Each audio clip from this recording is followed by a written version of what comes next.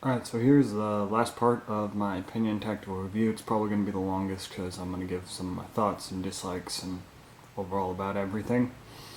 So, total of 24 hours into lapping it. Um, started, did a bunch of 40 micron and ended up buying some 125 grit valve lapping compound for cars and used that for a long time.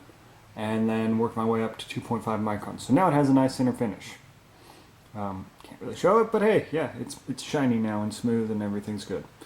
But I've been using it for the last 3 weeks playing, and I mean, it performs good. I mean, it's not amazing, it's not groundbreaking, it performs okay. This is in my DSG 10-to-1 Nantooth. Needs 2 batteries to supply all the amps. It's very power hungry and has absolutely nothing to do with efficiency, and it's about 60 rounds a second. So it works though, that's the thing. So this was 3 weeks of using it. Now the grub screws have backed out and they were red Loctited in, so I need to do them again. Which I understand, it's a DSG, it has a tendency to vibrate stuff. But when your red Loctite decides to back out, you know this isn't that good of a design. I mean, you can hear that. It's bad. So, yeah, gotta take this handguard off, pull out the grub screws, and retighten them.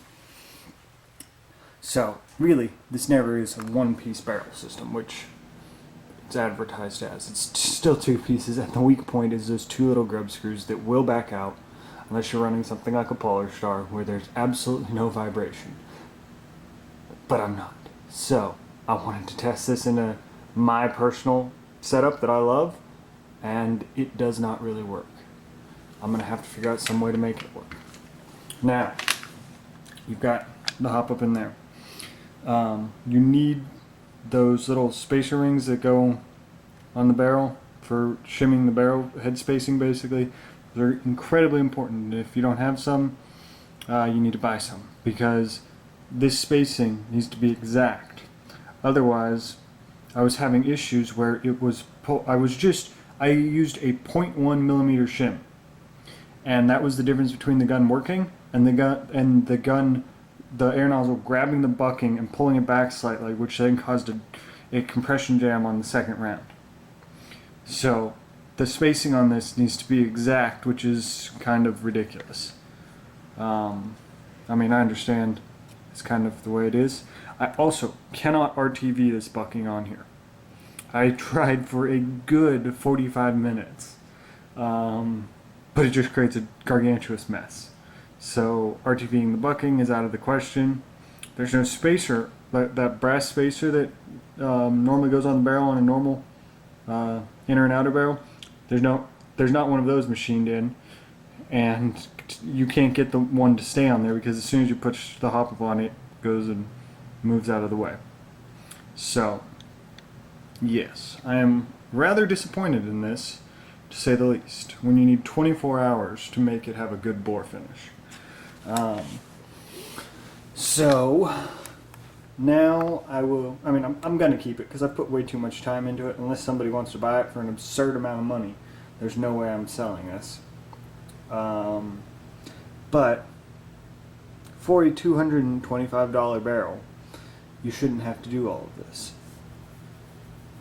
I understand if you had slightly less than ideal bore finish, I can laugh that out. I'm not angry about that at all. But this had gouges that had to be fixed.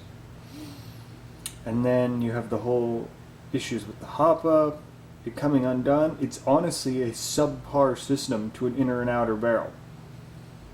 And I find that rather just disappointing. It could have been, if it had been done correctly, it could have been a very nice system. I honestly think if you would have had it so it needed to be head spaced, actually, without that whole adjustment ring thing, it would have been cool. If the barrel finish had been good, it would have been great. But it's not, and it's disappointing, and yeah, that's basically my review. I've shot it for 3 weeks. It honestly shoots just about on par with the normal inner outer barrel setup. It's nothing groundbreaking. Maybe I'll get some paper out and shoot it, but honestly, the weather's been not that great for shooting recently. Whenever I go out to play, there's always been a good breeze, so the results would have been bad because you would have had the wind interfering with everything. So if I eventually get some calm weather when I can shoot it, I'll put that up there, and I'll probably attach pictures to this or something. I'll figure something out, or maybe in the description or the comments or something. But yeah, so in my humble opinion, this is not worth the money at all, and it's, yeah, there's no gains over a one-piece inner and outer barrel.